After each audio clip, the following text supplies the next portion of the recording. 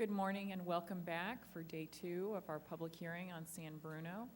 We'll begin with our third panel on public awareness. Ms. Ward, will you please swear in the witnesses? Thank you, Madam Chairman.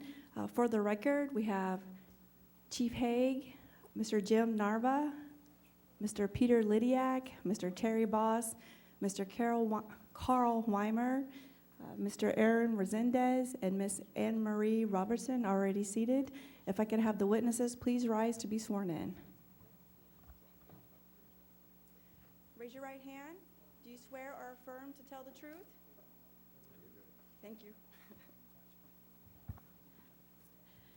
And starting with Chief Haig, if you could please state your full name, title, and a brief description of your duties and responsibilities. My name's Dennis Haig, Fire Chief in the City of San Bruno. Over 30 years of experience in the fire service.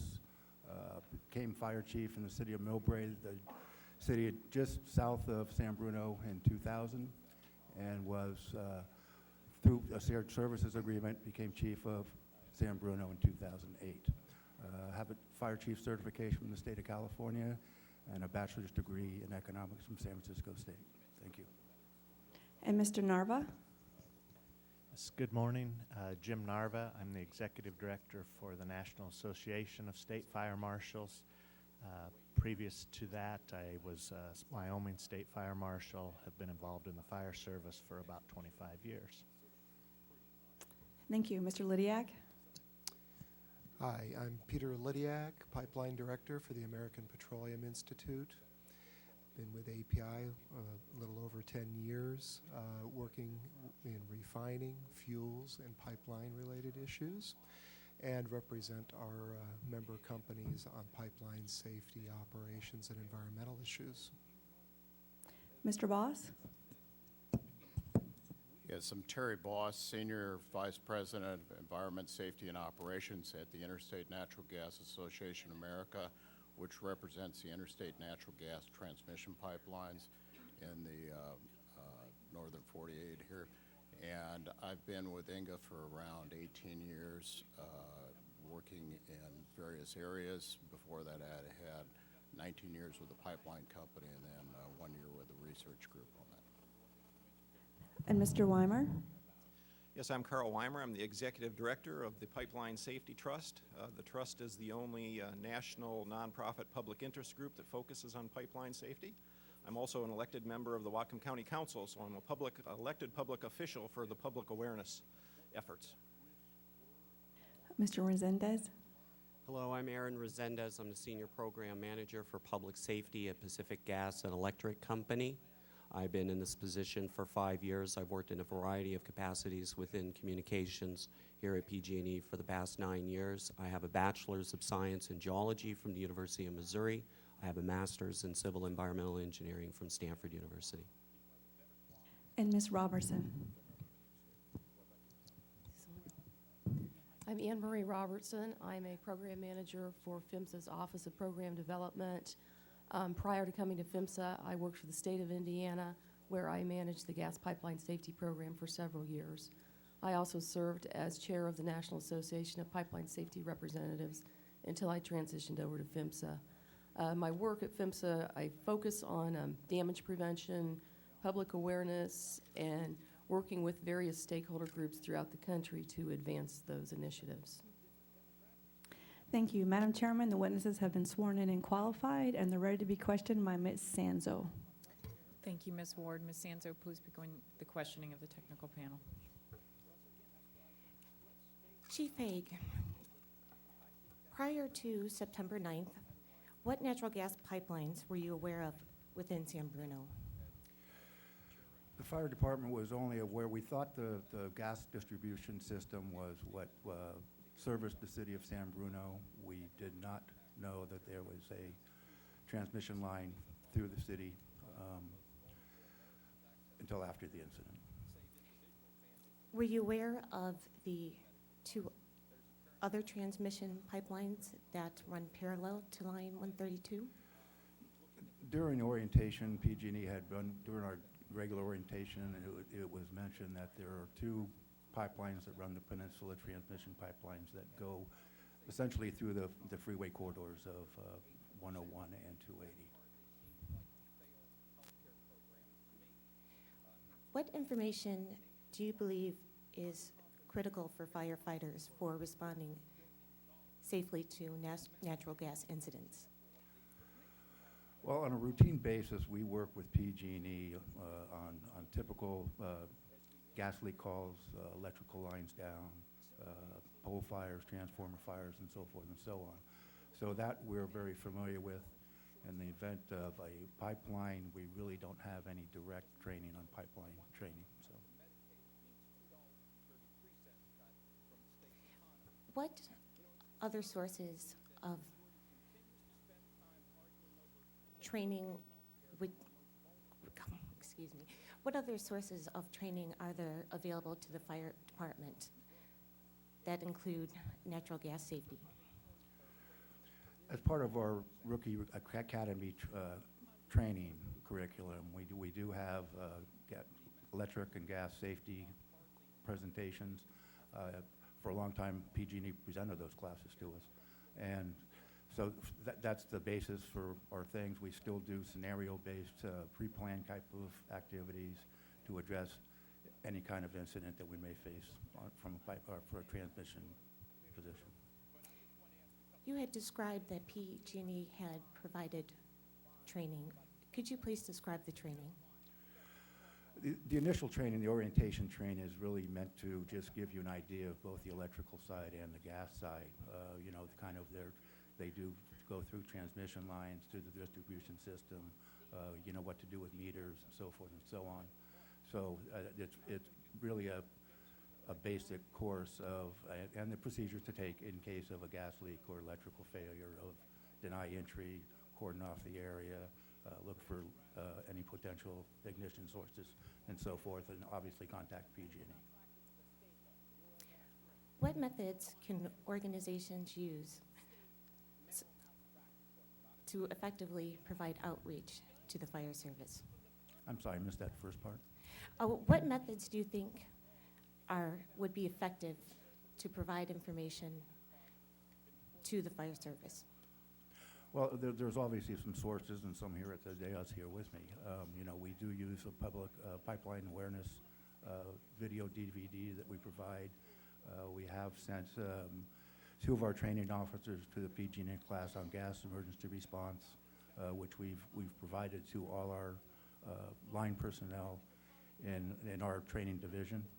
So, I mean, those are the kind of things we look for. And as a matter of fact, post-incident, I did pick up the National Association of Fire Marshals video and incorporate that in our training curriculum. And is this prior to September 9th or post September 9th? That was post-September 9th. And could you provide an overview of the San Bruno Fire Department? The San Bruno Fire Department has 29 line personnel. We run 2 first-line engines, 1 aerial, and we cover 6.1 miles. And what knowledge should firefighters have about the location of natural gas lines? Well, obviously, I think the benefit of having the knowledge of the location of the pipelines is it gives the fire service the ability to pre-plan, to do scenario-based training. Obviously, you know, the situation on September 9th wasn't something that we could ever imagine, but it does give us some opportunity to draw up scenarios, look at evacuation zones, and so forth and so on. Thank you.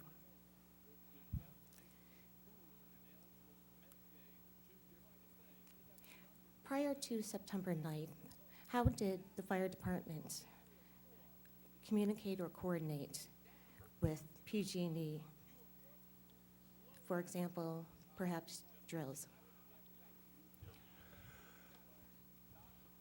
I have no training documentation of drills directly with PG&E. As I mentioned earlier, you know, our line personnel routinely work with PG&E line personnel, you know, on these type of calls, and I'm sure there's exchange of information at those points. Thank you, Chief Haig. Good morning, Chief. How are you? Good morning.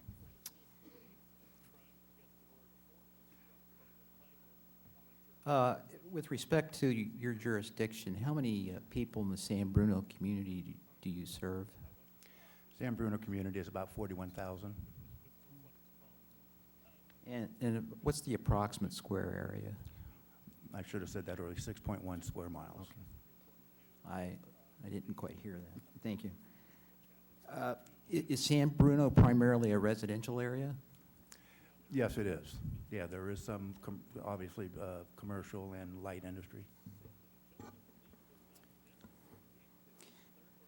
You mentioned that you were not aware of line 132, the transmission line running through San Bruno, but you had been told by PG&E of 2 pipelines through the freeway corridor of the peninsula.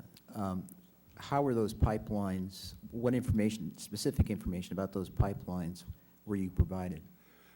That was pretty much the early introduction, kind of the orientation training information that we had, that they ran up the corridors. Obviously, I'm from Millbrae, and there's a 101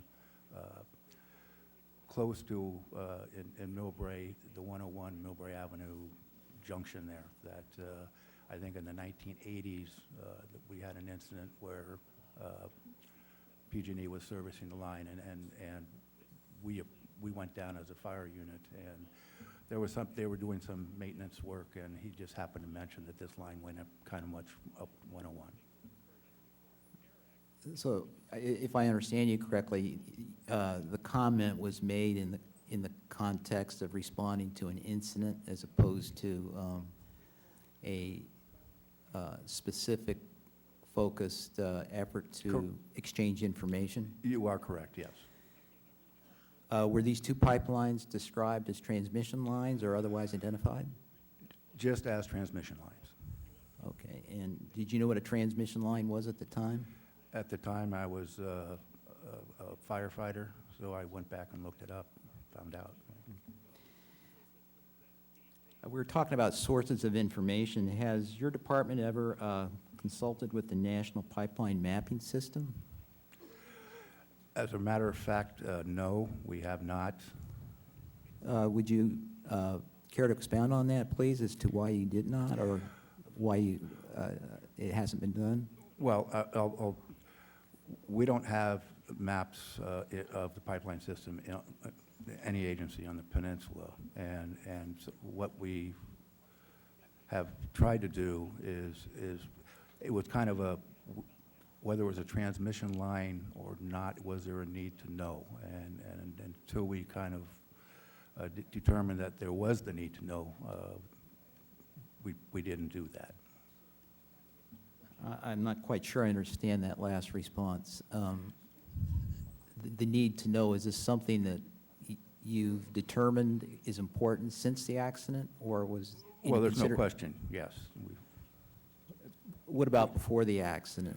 Well, we assume that the transmission line was a line providing, we didn't recognize the pressure besides what we read, that it was 60 pound PSI or greater.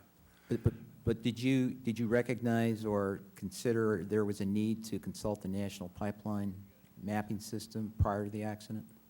Well, we definitely could have done that, but we did not. Okay.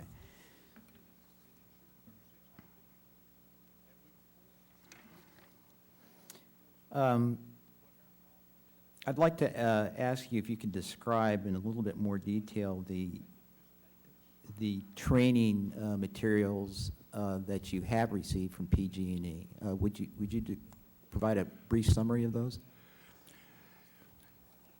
In 2007, again, we had our response to responded to utility emergencies that was presented by PG&E personnel in 2007. We rolled that out to our line staff right after that of them being approved for the class. And then later in 2007, we actually went to the San Mateo substation for electrical orientation on substation emergencies. And those are the 2 documented trainings I have from PG&E. Um,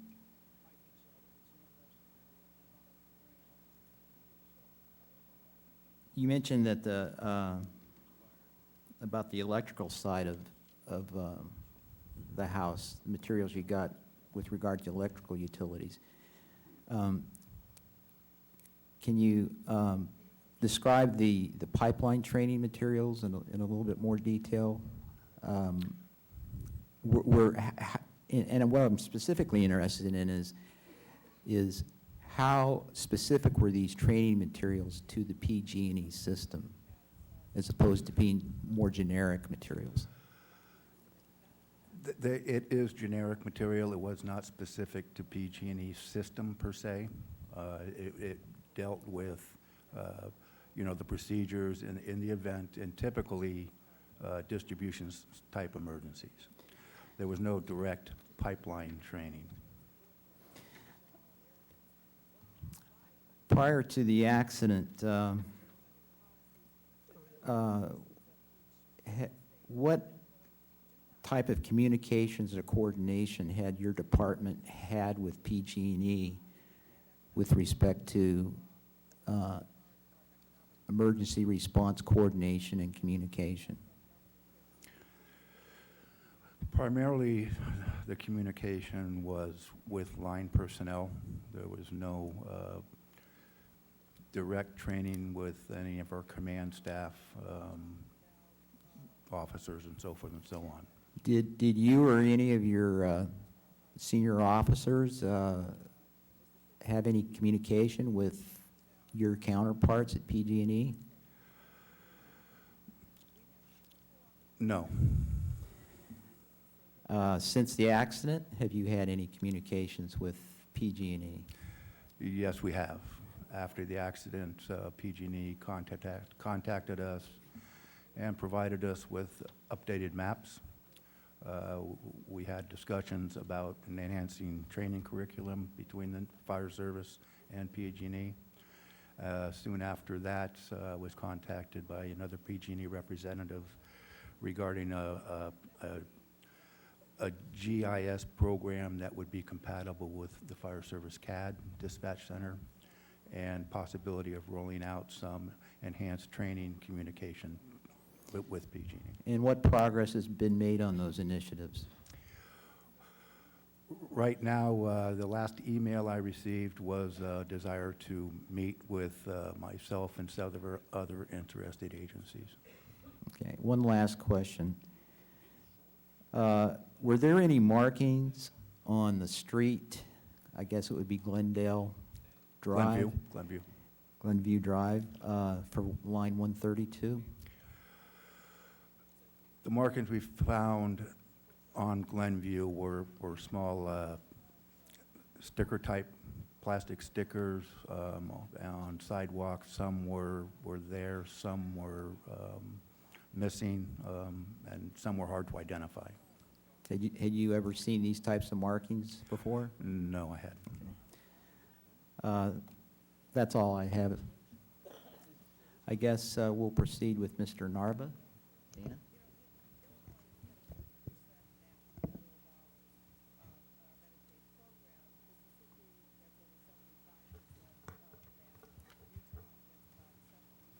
Mr. Narva, could you please describe your organization's involvement with pipeline safety?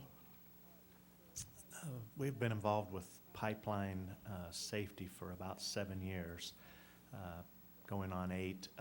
We have a program that's entitled Pipeline Emergencies, and it's a joint project between the United States Department of Transportation and the National Association of State Fire Marshals.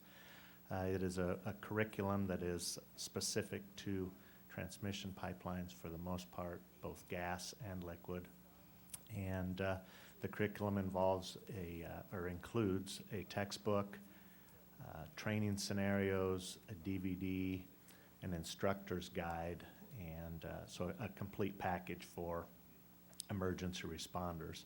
Over the years, we have conducted Train the Trainer sessions where we'll go out to each state, and we've gone to each of the 50 states and trained a number of fire service trainers with the expectation then that they go back to their department and train their members. So that's been the approach that we've taken in the past. We are now in the process of making all of that electronic so that it can be delivered over the web, and we can really measure that training. So we've been very involved with having a program there for first responders. About how many sets of materials have you distributed? We've distributed approximately 45,000 copies of the curriculum. And about how many sets of materials of the trainer materials? Well, it's the same material Okay. that goes out to the fire department. So if a fire department requests it, we will send them a package. If the industry requests it, we can send a package. When we go out and do the trainer sessions, we give them all a package. So it's the same material. What specific information and training do emergency responders need to safely respond to pipeline incidents? In a general sense, they need to have an awareness, first of all, that there are pipelines underground. I don't know that that's something that we all take for granted, but it's an awareness, a recognition of that. Need to understand how a pipeline operates, understand the different characteristics between a gas and a liquid pipeline, as an example. Understand and literally go through some scenarios that take them through different experiences that might occur. So those are the key components. And then another part, while it's not necessarily training, is the contact with the operators, to know who to contact, have those relationships in place before an incident happens. Do you believe that the information and training as of today are meeting the needs of the fire service? Yes, I would say the information that's available will meet the needs of the fire service. That's not saying that they're always getting into the hands of the fire service. And what degree of communication and coordination exists between pipeline operators and the emergency response community? Do you, Go ahead. I'm not sure I got the first part of the question. do you believe what do you think the communication level is between pipeline operators and the fire service in general? Do you think it's at an acceptable level today, or would you like to see increased? Well, certainly I would like to see an increased level. I don't think you can have too much communication between those two parties. As I said, it ought to occur before an incident, but that face-to-face dialogue and information and awareness is vital ahead of time, so it ought to be increased. And what methods do you think would be effective to deliver this information to the fire service? There isn't one particular method that works. It's multiple sources and mediums, I think. Face-to-face is always good, but that's not always possible. We need to be cognizant of that. I think an electronic format certainly helps. We're in a time where technology allows that, where there can be communications. You can find out the email was opened, what part did they read, and then be able to fine-tune your messages to approach that. So we need to move beyond just mailing things out. And I think probably the biggest thing from a response perspective is we need to know that there's more than just checking a box off, that there was an effort to communicate, but there truly is communication, and that's a two-way street. There's also responsibility of the fire service or responders to seek out that information and to be aware, so it's important. Thank you.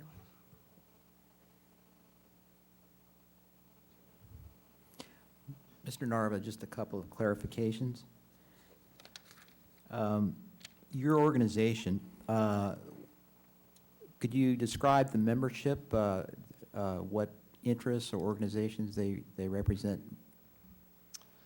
The National Association of State Fire Marshals is primarily an organization that consists of the 50 state fire marshals. Okay. Do you have any pipeline operators that participate as ad hoc members or observers to your organization? We have over the past. I couldn't tell you right now whether there is or is not one. They participate in our annual conference. It's something that we try and do each year is have a session that deals with pipelines, pipeline emergencies.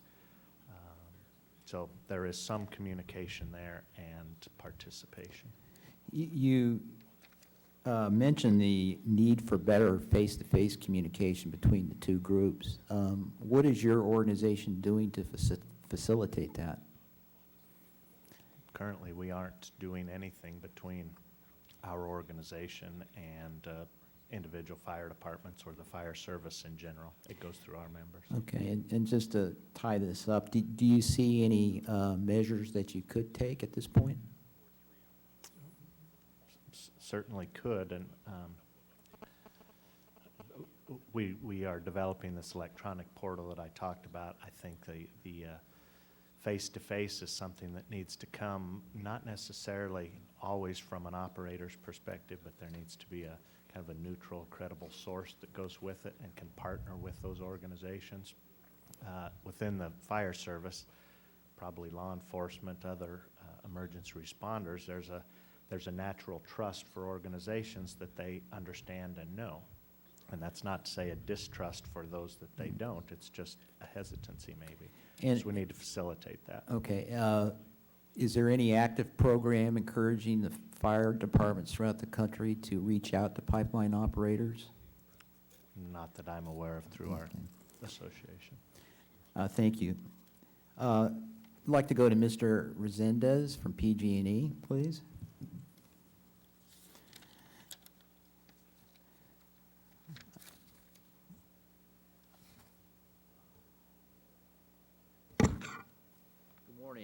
Good morning. Good morning.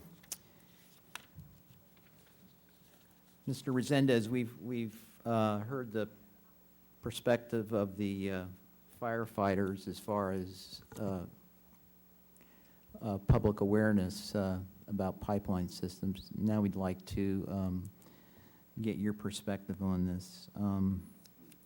Would you summarize the outreach efforts that PG&E made to the city of San Bruno prior to the September 9th accident? Surely.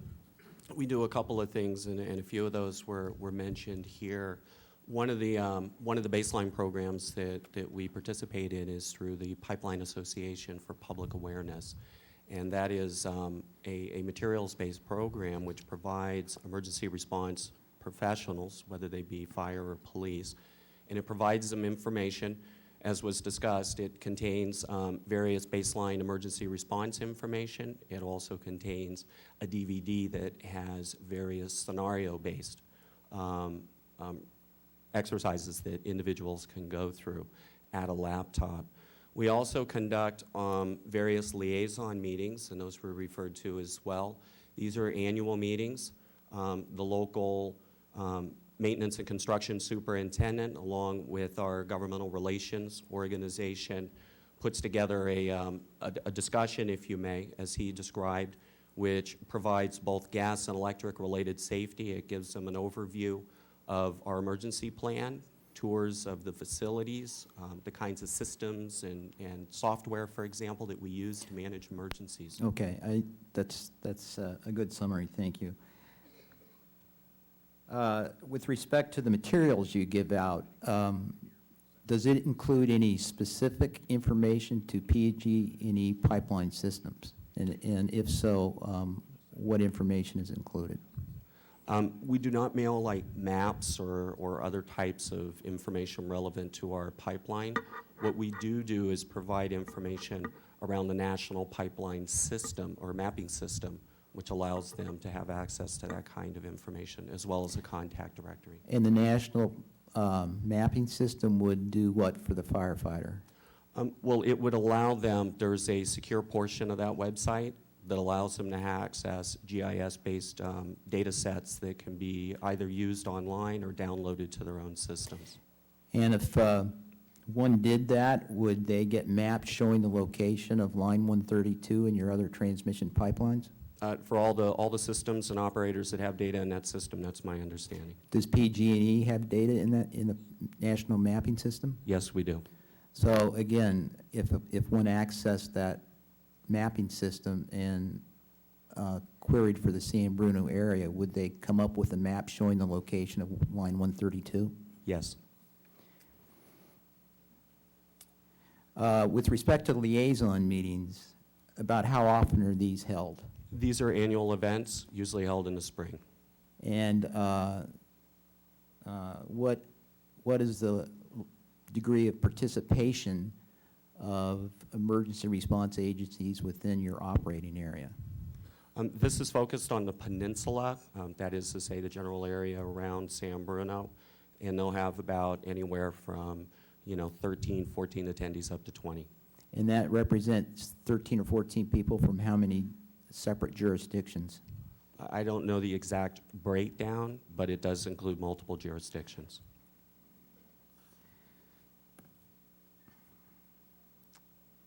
I want to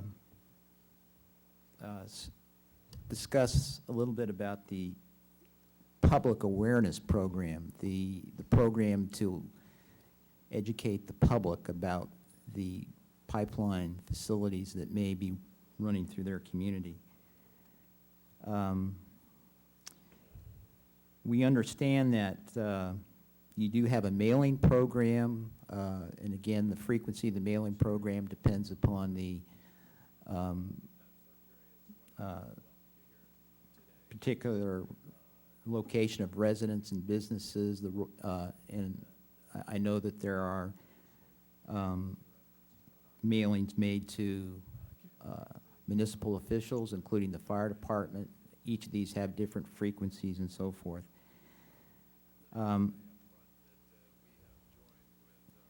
The information, informing the citizens of a community, such as those affected by the September 9th accident, what specific actions do you take to inform these people of the hazards or risks from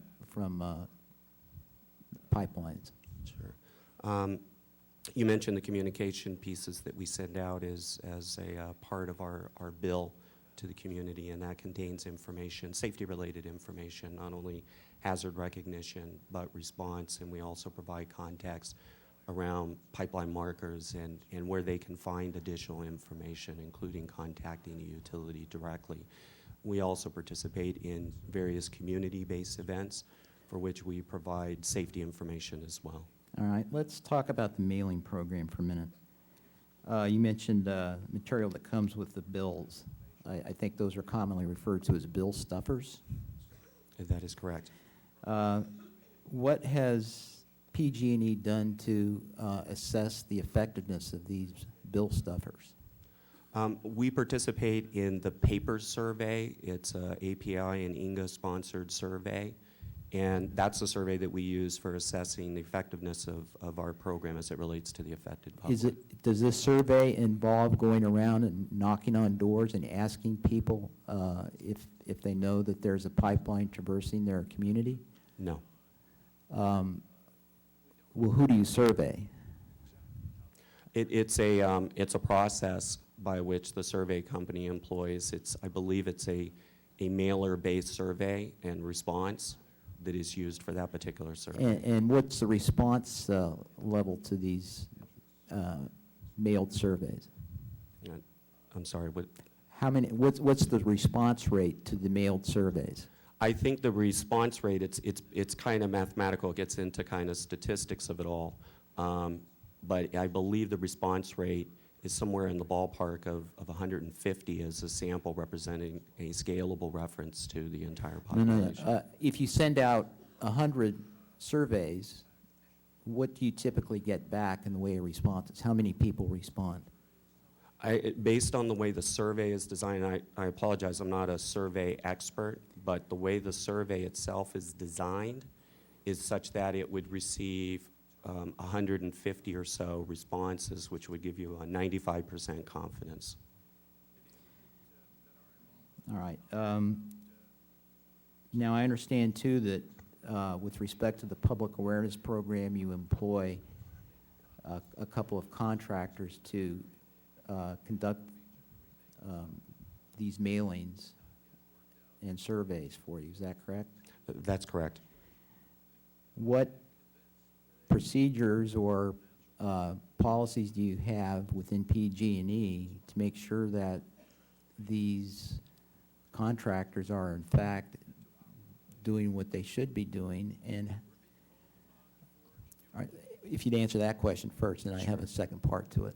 There's no specific policy or procedure on how we manage those relationships, but I would like to add that we are fully engaged in those processes from cradle to grave. Well, that's where I'm going with this. How do you know that what they're doing, one, is being conducted? And secondly, how do you know that what they are doing is having the desired effect? Sure. You know, we're involved in every level of the development of the content, the language to be used. If it be, for example, with emergency responders, we use various surveys that give us feedback, for example, that maybe they want more information about pipelines in the general area, where they would go to get that information, and how to reach the utility. We would enhance those programs based on the cycles in which we mail them out, in this case maybe annually, to provide kind of that continuous improvement along the program. We do use, obviously, vendors with specialized expertise in these areas of producing these mailers and distributing them, but we certainly are involved in the content development. Can you give me an example of where this process has led to a change or a revision to the public awareness efforts? Yes. Some of the feedback that was received by PAPA, for example, and as well as industry input, we ultimately changed the emergency responder program to enhance it by adding information around what 911 dispatchers need to know. And we actually developed a module, which is now included within that disc and available online, exclusively for that particular population. What lessons have you learned since September 9th? Do you have a specific? With respect to your public awareness program? I think what we learned first and foremost is that within the emergency response community, there clearly needs to be a greater level of engagement between the preparedness and the prevention aspects within the company. That is to say, you have a prevention program, which is sending material. You have a preparedness program that actually sits down, meets with, and provides kind of exercises as were described a little bit earlier. And we're actively working on that right now. We're very interested in your continued efforts on that front. And the reason our concern is high on this is there have been a number of comments made to us since the investigation started that the community, and we heard from Chief Haig, largely being unaware of the presence of Line 132.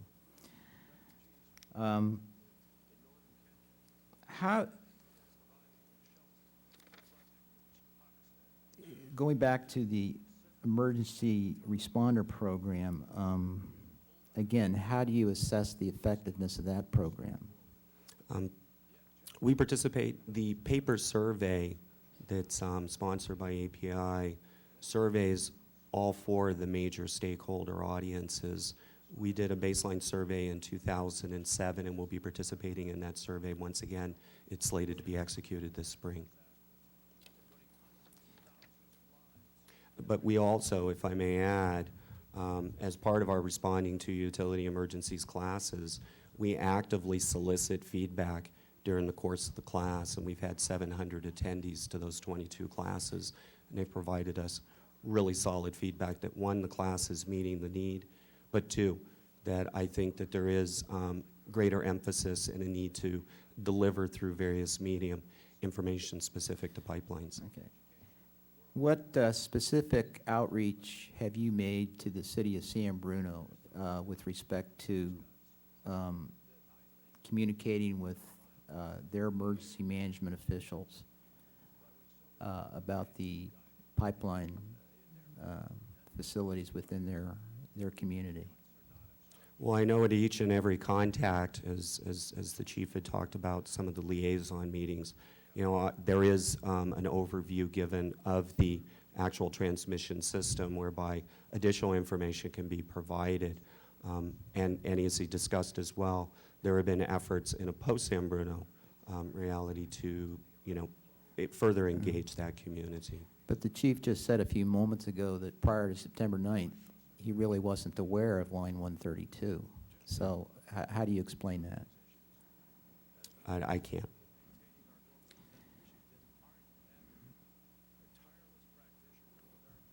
Okay. Has there been any consideration within PG&E on the need to provide specific information to emergency responders about the location of the transmission pipelines? Yes, and we've provided emergency response personnel across our service territory with maps of the local area to give them that information. Okay, and has that been since the accident, or was that prior? It has. Okay, thank you. Dana, I'll let you take over. Mr. Lydiac, can you provide an overview of the mission and membership of API, please? Yes, API is a national trade association with approximately 450 corporate members representing all aspects of the oil and gas industry.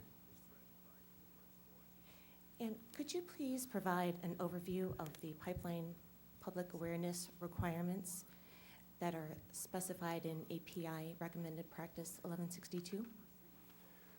Yeah, the requirements are relatively new. We'll point out they were put into place in 2005 under PHMSA regulation.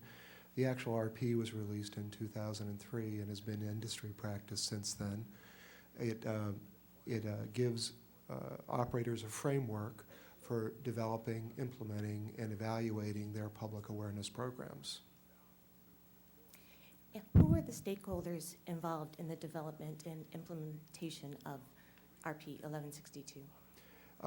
The work group that developed the initial document was primarily made of industry personnel, state regulators, and the Office of Pipeline Safety. The state and federal participants were observers in the process. The federal and state agencies often will take that role rather than being direct members of the work group. We also engaged in a number of workshops, comment periods, et cetera, to gather input during the development of the document. Were there any fire service organizations involved in the development of RP 1162? I don't know the answer to that. What guidance does the standard provide for operators for assessing their awareness programs? Well, in general, it does require an assessment element, and it is not a very specific and shall I say, standards-driven process. It requires that they evaluate their effectiveness on a statistical basis and demonstrate the effectiveness.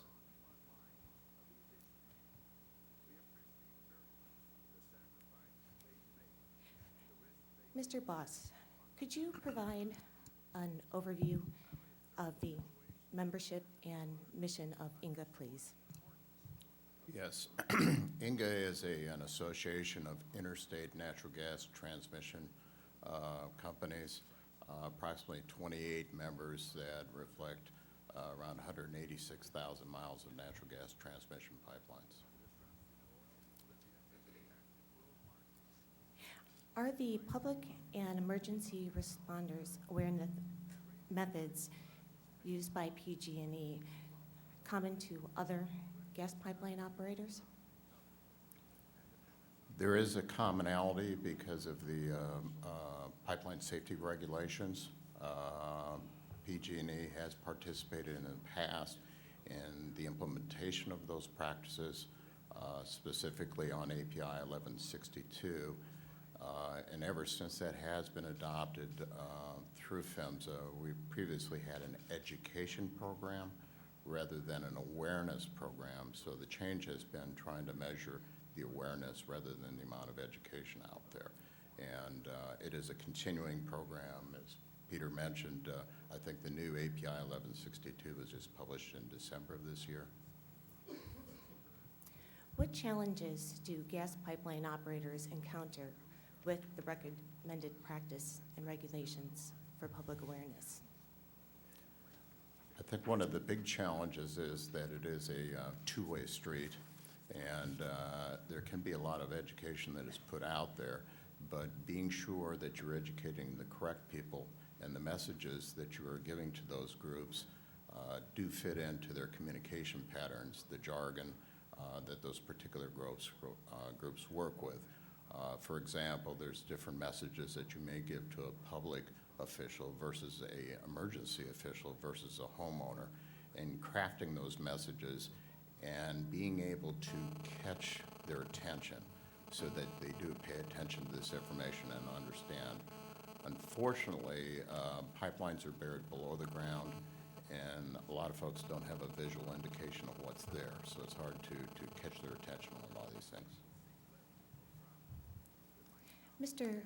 Lydiac, I would also like to ask the same question. What challenges is your membership encountering with the recommended practice for public awareness?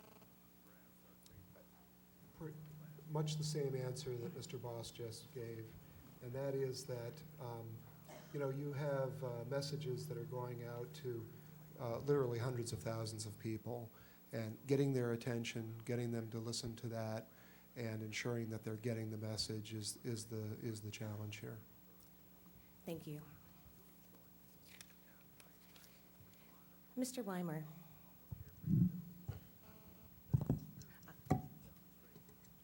She thought she was going to get away without letting me throw a few questions your way. Mr. Lydiac, you mentioned that the self-assessment efforts at this point are statistically driven as opposed to, statistically driven, I guess, versus standards or prescribed techniques. Looking at PG&E's integrity management program, which does address public awareness issues,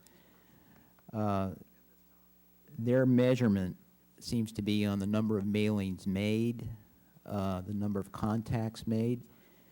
What are the pipeline operators doing beyond measuring those types of parameters as opposed to looking at parameters that give you a let's say, a more complete sense of effectiveness? Mr. Trainer, if you wouldn't mind just holding on a minute, that's actually a door that sometimes gets opened, and it's a security alarm, so it's not an emergency, but it'll take a few minutes a few seconds or minutes to shut it down. If we do have a fire alarm, I will let you know, and there are 3 exits, 1 behind you that you came in, and 2 up here on the sides. So if everyone will just hold tight, they'll shut it down in just a minute. Thank you.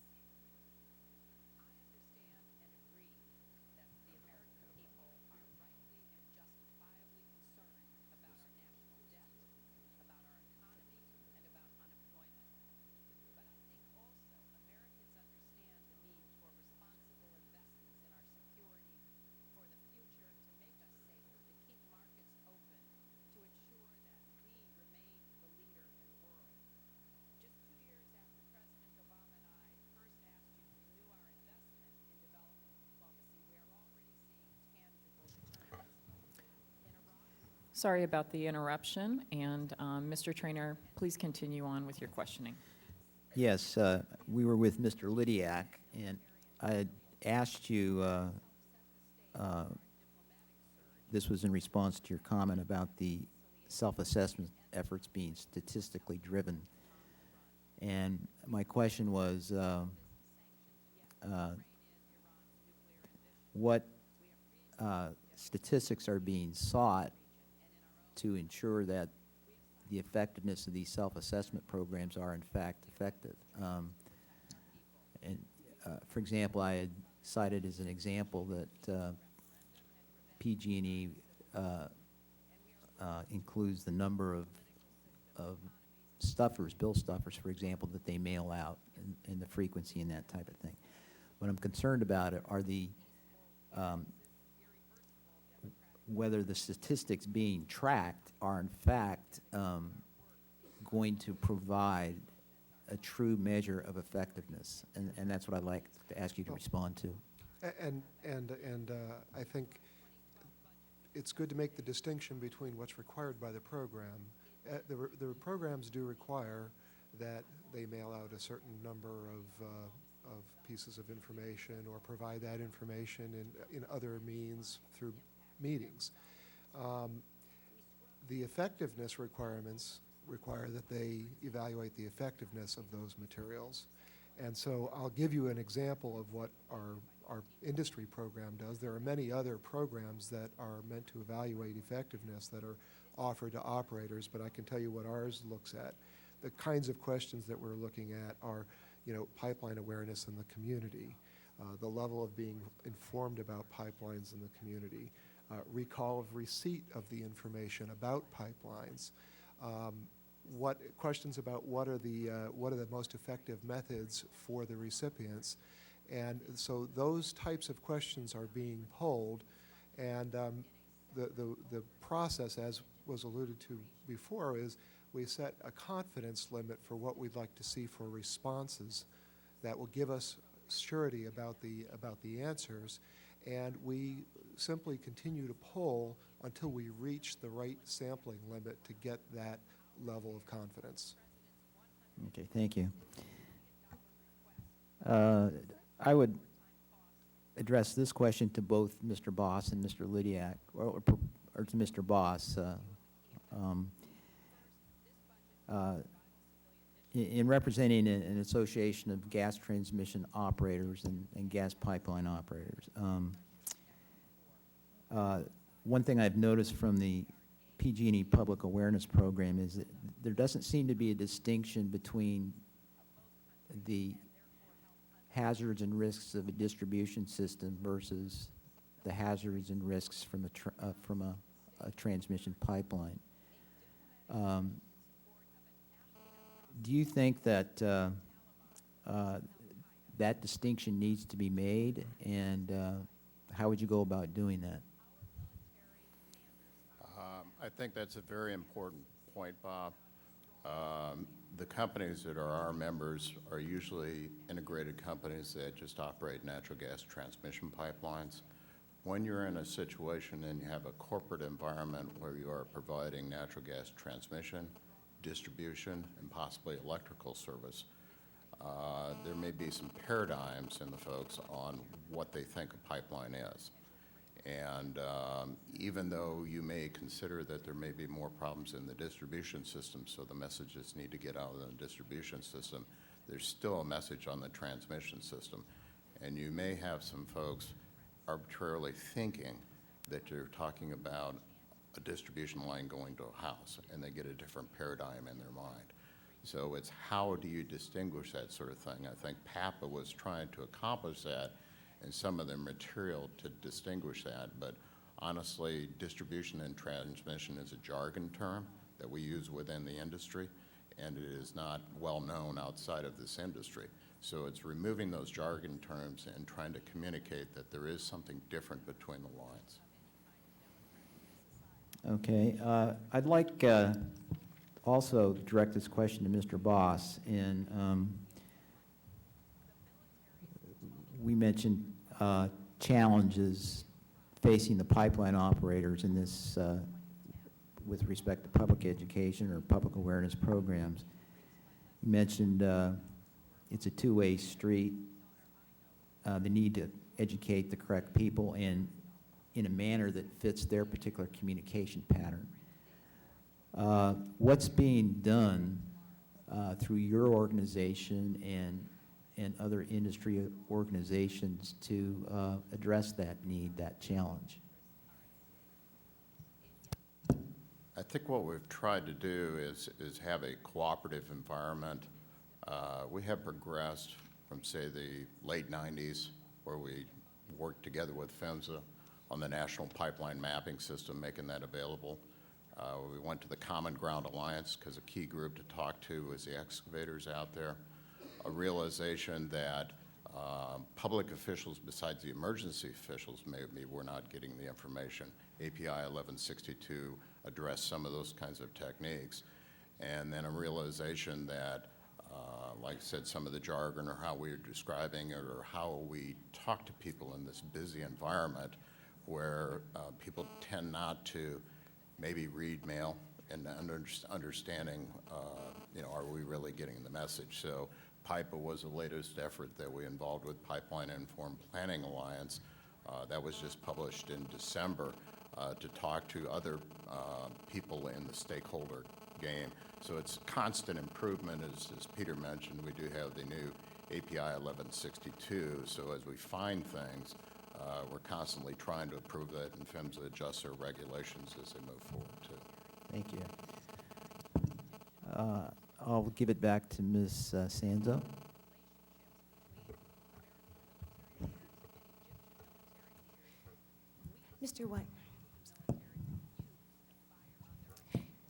Mr. Weimer, could you please describe the organization, the mission of Pipeline Safety Trust? Yes, the Pipeline Safety Trust is the only national nonprofit public interest group that really focuses on pipeline safety. We came about after the 1990 Bellingham pipeline tragedy, where a 250,000 gallons of gasoline was dumped into a creek through the middle of Bellingham, Washington. When it ignited to 2 miles downstream, it killed 3 kids playing in a park. After that event, through the U.S. Justice Department's investigation of that, they were kind of so aghast at the way the company had maintained their pipeline and the way the federal regulators had regulated it that they went to bat for the parents who lost those children to set aside $4 million of the criminal settlement to set up the Pipeline Safety Trust to be a watchdog on both the industry and the regulators. What are the important messages that the general public should know about natural gas safety? Well, I think the important message is that they have to know that there's a pipeline in their neighborhood for them to have any real concern about that, and that seems to be a message that often is missing in these mass communication efforts, that we kind of beat around the bush about that and don't come out right and tell people that there is a pipeline in their neighborhood and what the potential impacts of that pipeline would be in the small chance that it failed. What do you think are effective methods at reaching out to the general public to provide this information? Well, certainly the more specific, targeted, and personalized the message is, the more likely the people are to listen to it. And you also have to have something that catches their attention. I think sometimes these mass efforts that the industry has tried to put forward, and certainly this has been a huge effort on the industry's part to get this message out in these first few years, but a lot of it has kind of been mass mailings, and there's to some degree a conflict of interest in the message coming from the industry, because the industry very much wants to portray themselves as having safe pipelines, and certainly that's true. But if the message on all of your mailers is that everything is safe and reliable and you have to wade through that for a couple of pages before you get to the safety messages, it's hard to get people to get to the safety messages and read those, and that's what we see in a lot of these kind of generic efforts across the country. What should be the goals of public awareness programs and outreach to the general public? Well, I think there's multiple goals, and I think API 1162 has most of those messages identified pretty well. People need to know where pipelines are, be able to locate them, know what to do if something goes wrong with the pipeline, who to contact. They certainly need to know about damage prevention, because that's one of the major causes of these problems, and If you're communicating with the public, that's something they need to know about. But you really need to provide those messages in a way that we don't hear after every one of these tragedies that the communities had no idea there was pipelines running through their neighborhoods. What can be done to increase public awareness about pipelines? Well, I think there's a number of things. One is I think we just need to really target the message better. I talked a little bit about the conflicting messages. I even was looking at the PG&E's mailer that went out, and while you want people to get to the public safety messages of damage prevention and what to do and if you smell gas, what to do, you have to wade through a couple of pages. And when I was in school and in education, there was always a rule. It was the 7-word rule. Most people only read the first 7 words of something. That's why newspapers hire headline writers. Well, if you look through the PG&E brochure, the first things you run into is safe, efficient, reliable, the popular choice, the safest choice, the safety commitment. So you go through all kinds of things telling you everything's good before you ever get to the safety messages. We need to really try to come up with a different lead-in so people will pay attention to what's inside of those brochures. We need to get the message out more often. Everybody realizes you need different types of communications and you need multiple communications. If people are only getting a mailer once every 2 years, the chance of them picking up and taking those messages to heart is much slimmer than if they were hearing the message from different sources, different directions. And I think the lead-in messages has to be something that will get people's attention. We've testified to Congress a couple of times that most of these messages, one of the generic messages we see around the country is a quote from the NTSB stating that pipelines are the safest way to transport fuel. That's totally true. We don't disagree with that at all. But if that's your lead-in message on a public awareness piece to try to get safety messages out to people, why would anybody read the rest of the brochure? You've just told them everything is safe. If the message on the cover was more to the tune of, there's a significant incident in this country every other day and a half, or someone ends up dead or seriously injured every 4 or 5 days from a pipeline incident, maybe they'd open the brochure up and take those safety messages to heart. Thank you, Mr. Weimer. Mr. Weiner, just a couple of questions.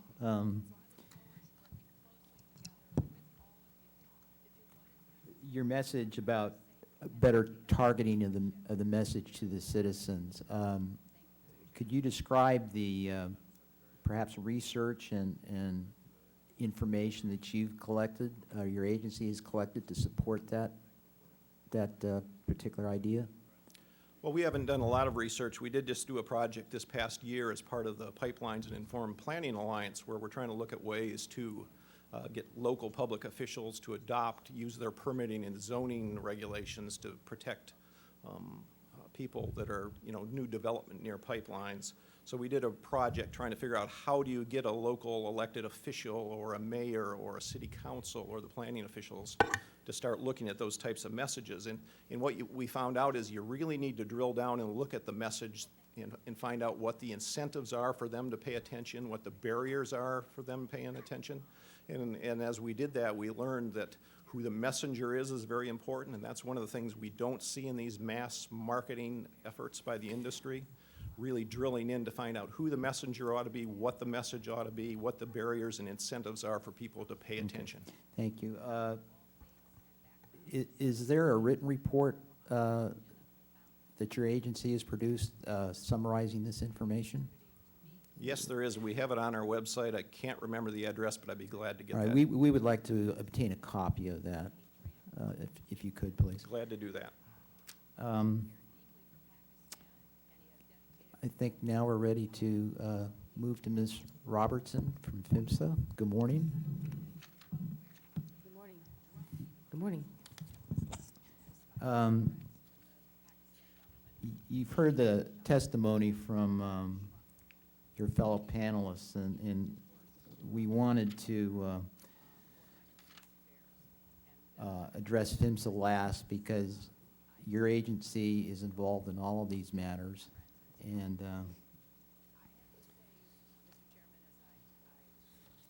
I am trying to find my place here. Bear with me. Okay.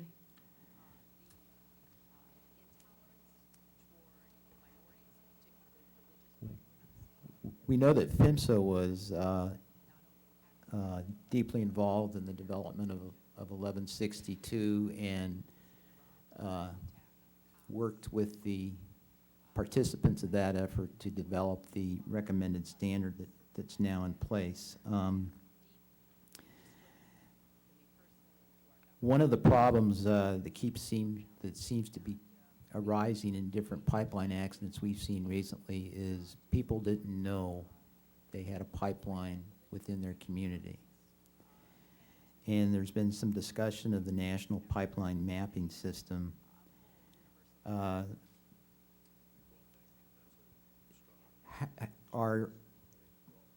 do you ensure that people are aware of this resource and are using it? Has PHMSA made any effort to determine whether these public awareness programs, people in these communities generally know what's there? Well, our inspection program includes a review not only of the written program, the program requirements, the implementation of the program, but also a review of the operator's evaluation of effectiveness. That is on a 4-year cycle, which means we are just at the beginning stages of our review of the operator's effectiveness evaluations. We expect to learn a lot as we go through the inspection process to determine what's working and what's not working.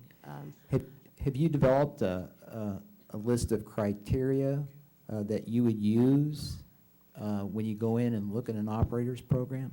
Yes, a state and federal ad hoc team has been working on this issue for several months. And We have, go ahead.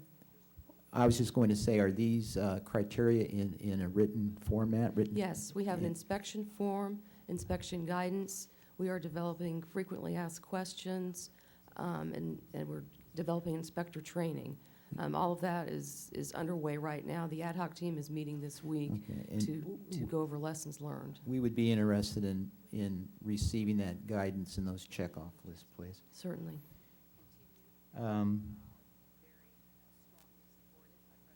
One of the things that, again, we've been focusing on in this hearing is operator self-assessment, but we're also interested in regulator self-assessment. And I think our concern is you have PHMSA as a regulator, federal regulator, has two responsibilities. And the first one is how you assess the effectiveness of the operator's local or public awareness program. Could you elaborate on that, please? Well, what we do is when we do our inspections, we go out and look at their records, look at the results of the surveys that they've done, both to implement the program in accordance with what their written program says. So do their records indicate that they have sent the mailings? How did they develop the mailing list? What were their data sources? And then as we go through the evaluations of the effectiveness, we will also look at those surveys and how the methodology they use for each stakeholder group and each measurement. There are measurement requirements for if the audience actually received the message, did they understand the message? Have they taken any action? Is there any change in behavior based on that? And bottom line results. So operators are required to review all of those, and we will review their measurements. Well, how would your auditors, for example, if they looked at the customer survey results, what would they look for in those results to assure them that the program has been effective? Well, we'll be looking for response rates. We'll be looking for feedback from the various stakeholder groups, and we're in a learning process ourselves as to what's working and what's not working. What kind of thresholds can we expect to see as far as response rates? And once we have conducted more inspections, we'll have a better understanding of what we can expect to see and whether our regulations are working, need to be revised. Has PHMSA established threshold rates for, say, for example, responses to surveys? Have you got any criteria of that nature? No, we haven't. We have Operators are required to use statistically valid sampling, but as far as response rates, we have not yet determined what should be expected.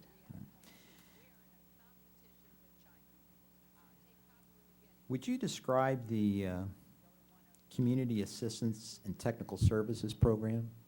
Certainly. The Community Assistance and Technical Support Program, as we call it, the CATS program, is a program that involves inspectors, PHMSA inspectors in each region, and their role is not only to, they're qualified to do inspections and certainly are capable of that, but they also reach out to the communities. They assist in permitting for repairs. If pipeline operators need repairs, they assist in working with communities. They answer questions from individuals. They represent PHMSA at various meetings, giving presentations. So they do a lot of outreach in addition to being fully trained as inspectors and understanding the regulations.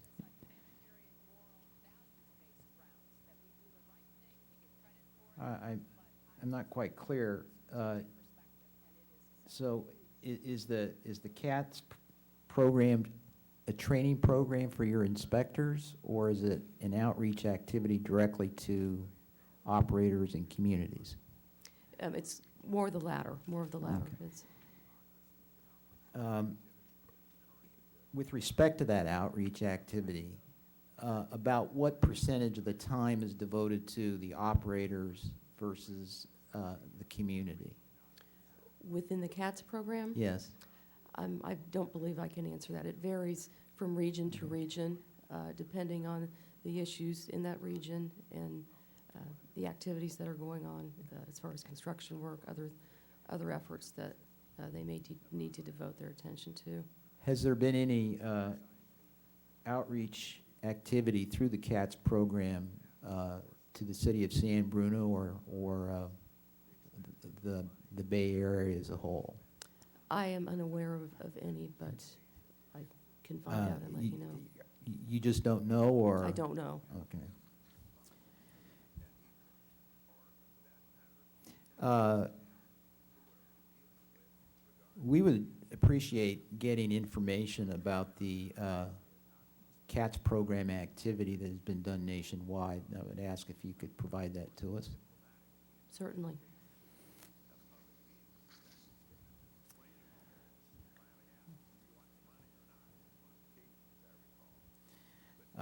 I don't have any more specific questions, but I would like to very quickly ask each panel member to take a moment and, based on the discussion we've had this morning, offer their comments as far as what they think can be done to elevate the level of public awareness of pipeline systems. And we'll start with Chief Haig. Well, I agree. I think it's imperative that the awareness element, even in the fire service, is certainly heightened by the event of September 9. But I also think, my experience on the reentry program in San Bruno, when the city elected to move our residents to view their losses and their damaged homes, and my conversations with the residents, they had no idea they were on a pipeline, and there's something that has to be done to make that right. So I agree with all the panel members that the outreach has to continue and become enhanced and make those contacts real. Thank you. Mr. Narva? Yes, mine would deal with, from an emergency responder perspective, not the public in general, but I think you have to have a credible message, multiple means of delivering that message, a value for the time that you're going to do. There's something that has to catch them, and an incentive, so to speak. Again, multiple methods, and then to look at new technologies, new ways of doing things to communicate, and then have a real evaluation. Thank you. Mr. Lydiac? I think that public awareness programs is going to be a matter of continual improvement. As I mentioned earlier, it's a relatively new program. 1162 has been updated recently to reflect the learnings that we've had in the first few years of operation. And I just want to mention in passing, of course, that in that revision, we also addressed a recommendation from the board to recognize emergency response call centers as part of the target audience for the public awareness programs, and so that directly addresses that recommendation. I think the other side of this too, though, is as far as the awareness goes, the PIPA document was mentioned. This process of population growth and encroachment on pipeline right-of-ways is a pretty big issue, and I believe that this San Bruno incident is somewhat impacted by the fact that we have an existing pipeline that had a great deal of development occur around it, and so it was pre-existing. The PIPA document hopefully will help communities to avoid that sort of situation because it informs the planning officials in the communities. Thank you. Mr. Boss? I would pretty much echo Peter's response on that. It's a process of continuous improvement, both from the pipeline operators, the regulators, and also the community on those things. And unfortunately, we do learn things as these events happen. We don't want these events to happen, but we've got to continuously improve on these sort of things. Mr. Weimer? Yes, I think that one of the keys is to make this information more specific, targeted, and personalized to people so they'll pay attention to it when they receive it. I also think that we need to really focus on the evaluation and improvement of the programs over time, and at least in our minds, that evaluation should be keyed towards whether we're really changing behaviors, just not counting how many brochures are getting mailed out, because there are measurable behaviors here that we could key on. Are the numbers of calls coming into the one-call centers going up after these mass mailings? After we're talking to public officials, are they adopting ordinances about pipelines near, planning near pipelines? Those types of things can be measured, and that should be what the evaluations are based on to some degree. Thank you. Mr. Resendez? I too could kind of chime in on a lot of the things that have already been mentioned. I think the use of new technologies, recognizing, for example, hello? Yeah. Recognizing, for example, that a volunteer firefighter located in a remote area might not be able to make it to a training center. Being able to provide them online content may be a solution. Emails, new technologies like Twitter and Facebook as we compete against all of the other messaging, for example, in our society. Tone, as it's been clearly stated, is huge. I think in a post-San Bruno reality, we have to kind of peel back on our prior thoughts and methodologies and ask ourselves, are we speaking to really this audience from the perspective in which they would expect us to speak? Thank you. Ms. Robertson? I would say in addition to analyzing our regulatory program and inspection and enforcement program, we recognize that there are roles for everyone as far as public awareness. We have a number of outreach efforts that we've been doing at PHMSA. Our stakeholder communications website contains a lot of information about damage prevention, about the CATS program, about public awareness. We are trying to not only get a better understanding of what works and what doesn't work, but also facilitate sharing that information. We take the NTSB recommendations very seriously. We've responded to the Lively incident, the Carmichael incident, and we are continuing to work to address the recommendations in the Carmichael incident. Thank you.